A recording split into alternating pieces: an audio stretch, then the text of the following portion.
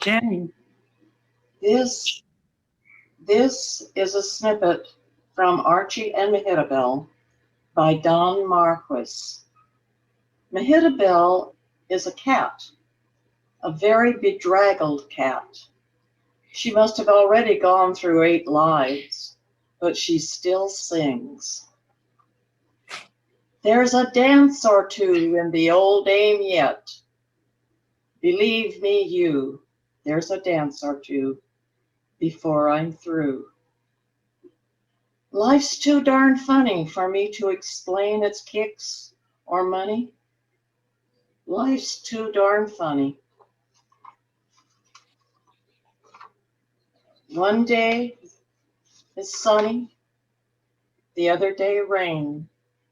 Life's too darn funny for me to explain. But toujours gay is my motto, kid. There's a devil to pay, but toujours gay. I'll never sing blue. Believe me, you, I'll never sing blue. There's a dance or two. Said, I'm always happy to talk about myself. I was an avid tennis player, swam a lot, and danced. I've always loved dancing. Growing up in the Depression, our main source of entertainment was going to the movies. My favorite films were with Fred Astaire and Ginger Rogers. When I grew up, I was going to be just like Ginger.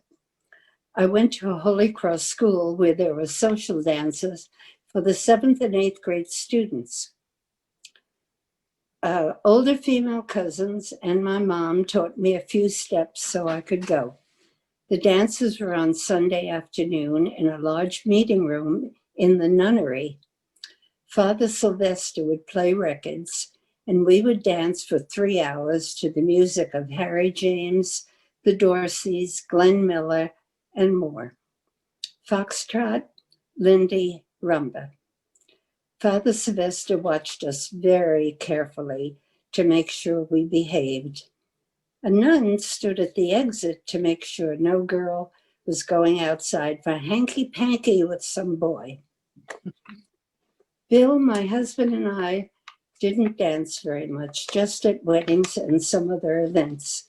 In the late 90s, new to Santa Cruz, miserable and getting a divorce, I learned that the senior centers had ballroom dancing. I danced there once a week and soon met Jim and other dance friends there. Jim drove a few of us to Santa Clara Senior Center every Tuesday and Thursday evening, where I danced with dancers way above my pay grade. Jim was my frequent dance partner, and we became quite good, especially dancing the nightclub two-step. We were asked to demonstrate it at 2 other senior centers. In 2018, at age 89, I gradually stopped dancing because I had too much back pain. Ballroom dancing is not only a physical challenge, it also challenges your mind. Dancing with a new partner who is an excellent leader, you have to be very attentive, aware of his or her shoulder direction, the pressure of his hand on your back, and your hand that your partner is holding. Don't look down at your feet, just concentrate on his or her body movements. So the moral of the story is, especially during quarantine, keep your body and mind active. Dance around your living room. I'm ready. This is from 1,000 Moments.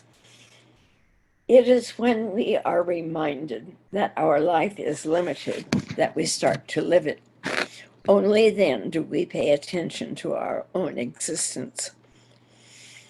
So let us observe the moments as they pass. Let us be thankful for each one of them, and let us be thankful for those who share our life of moments. Let us tell them how good they are, how grateful we are, how much we love them. And then a miracle happens. Away goes unhappiness, for unhappiness is killed by gratitude.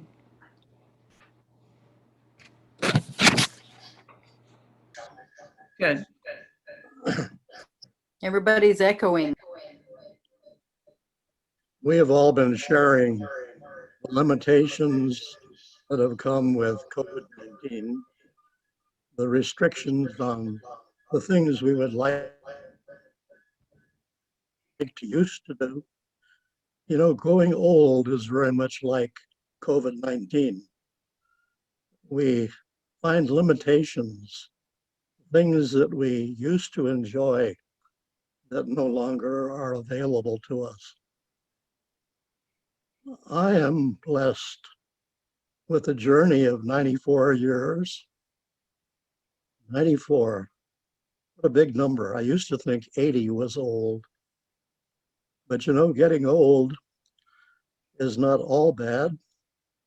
The alternative is worse. I've learned in these 94 years that I have to let loose of the regrets for the losses of things that used to be. I have to refuse to dwell on the limitations and the weaknesses come along. I have to focus on the here and now, on the beauty around me, the harmony that's there.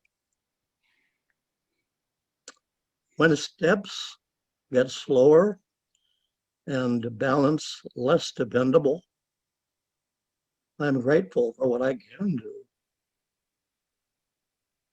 When memory is less reliable and familiar words are hard to find, I'm grateful for the conversations at work. I delight in seeing the young, beautiful runners and bicyclists. And I can remember with fondness the running down the forest path and the hiking into the wilderness area. And those are fond memories, but they're memories. They're not today's reality. Life is good for those of us who have families close and other friends with whom to share life. And although other limitations will come along as time goes on, there will still be life to celebrate and for which to be grateful. Blessed be. 96, 4 women in Monterey wrote a book by interviewing famous and some not so famous women in Northern California and how they had remained active and happy as they aged. Harriet Wood, Margaret Mead's daughter, and many others were interviewed, and the book was finally called The New Older Woman. And here you see a picture of the 4 of them. It was a basis for Liz Thayer, a therapist and a UU member, to set up groups of 6 to 8 women to meet every 2 weeks. And first we discussed the book, and then we launched into the theme of aging gracefully. There were at least 4 groups when we started, but my group, until the pandemic hit, is still meeting. We have covered every possible topic around aging gracefully. And our lives have been enriched and many fears have disappeared. I highly recommend this, and it's still for sale. I have my as I said earlier, I was croned with Jenny and a group, and I have my stole on from that experience. And maybe it's time for us to have a new croning group. We were the first, and there was a second group. Barbara, you would know the date of that. And I think Edie was in that group. But maybe it's time for a new croning.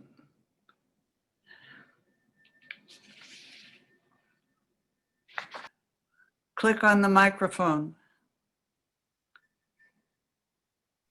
Can you hear me now? Yes. Great. I joined the Raging Grannies some years ago, and at that time, I didn't realize that I was coming to terms and celebrating my personal experience with aging, but I was. Shortly after I joined the Grannies, I went shopping at a thrift store and I found this dress. I put it on and I looked in the mirror and I was astonished to see that suddenly I was reincarnating my German Mennonite grandmother and her sisters. However, my grandmother and her sisters spent their entire lives in Beatrice, Nebraska. I don't believe any of them ever learned to drive, and I'm pretty sure that I have explored many more roads than any of them were ever able to explore.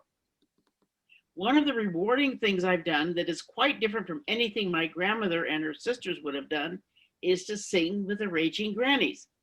This means that I've learned to sing new lyrics to familiar melodies, lyrics which were written by our leader of the local Grands, Jan Harwood, a wonderful older woman who now lives in downtown Santa Cruz.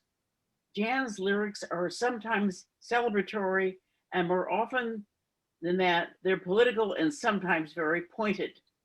When Jan feels intensely moved or frustrated about something, especially something political, she writes a song about it, and the Grands sing what she's created. I'll have to acknowledge, sigh, that musicality is not the Granny's greatest strength, but we enunciate Jan's lyrics, and that's what most people want to hear anyway. Here's one of Jan's creations called The Planet's Hot, and I'll share you the first two verses. I kid you not, the planet's getting hot. We might pretend it's not, but the world is on the spot. We're really in the soup, and here's the latest scoop. We'll soon be underwater because the planet's getting hotter. It's true. Yes, it's true. The planet's hot. We can't pretend it's not. Whatever shall we do? Doodle oodle oodle, doodle oodle oodle, doodle oodle oodly doo. We'll build an ark in San Lorenzo Park. We'll build it in the dark so we won't attract a shark. We'll furnish it with sails to withstand the mighty gales. We'll sail it on the water because the planet's getting hotter. We'll float in our boat. The planet's hot. We can't pretend it's not. Whatever ever can we do?